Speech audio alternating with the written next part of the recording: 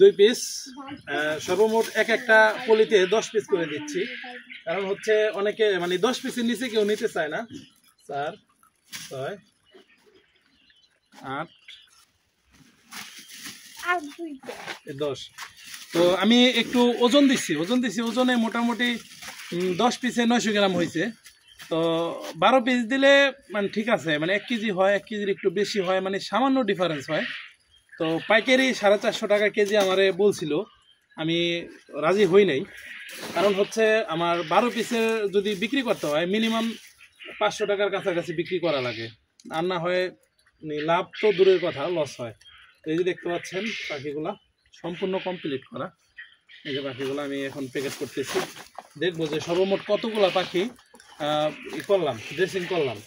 4 6 8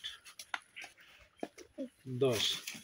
1 KG দেশি মুরগি আপনারা কিনতে গেলেও 5 থেকে 600 টাকার উপরে পড়বে কেজি, 5 থেকে 600 টাকার উপরে। আর 12 পিস পড়বে মাত্র 500 টাকা। এই বান্ডিলটা 450 টাকা। তবে এক্ষেত্রে দূর থেকে কেউ আসলে তার জন্য ছাড় আছে অবশ্যই। ওকে।